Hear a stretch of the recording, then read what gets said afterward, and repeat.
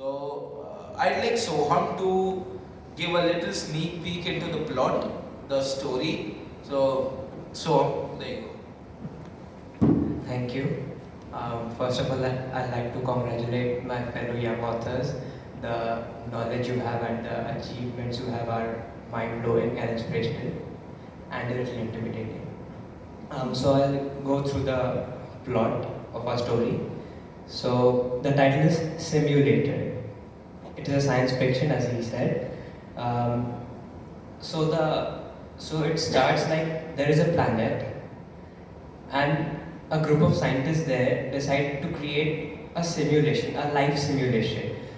So they get an idea of how life might have evolved in the first place, how intelligent life might have been developed, and in what way life may get finished, may die out eventually. So it is a little gloomy, but so that was their objective. So they are successful in creating a simulation, but what they find is that it is too slow. Life is not getting developed there. They are not getting any answers that they seek, and amidst the frustration that they had, a war a war comes up there, and they have to abandon the project. So it gets neglected. It's a interplanetary war. They had decided to create colonies in a neighboring planet, like we are trying to do with Mars.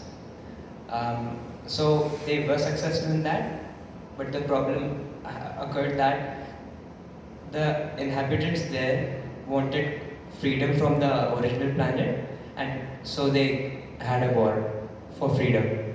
So while the scientists and the whole planet was busy in that war, and wide-scale virus attacks going from here and there, the computer that held the simulation got infected.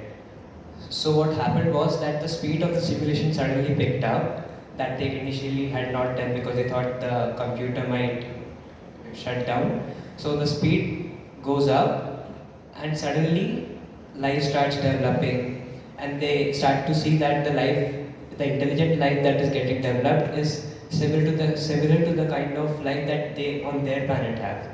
So there's just one scientist who is observing this. The others are safe in a bunker. So he is exhilarated by looking at that. And then the war subsides, they come back to it. But what happens slowly is that the simulation that they had, it becomes so developed that they create an artificial intelligence, which the original planet had not yet been able to do. So the artificial intelligence gets developed, it evolves more and more, and as it happens that it thinks that the intelligent life form in the simulation was not fit of ruling over the planet the way we humans are ruling over Earth right now, and they decide that the planet is better without them. So it finishes them off. So disaster strikes in that way, but it is not over yet. So there's something that further implications are there for the original planet that has the simulation too, and the story elaborates upon that. If you're interested, we have kept our books here, you can buy them. So that's the plot.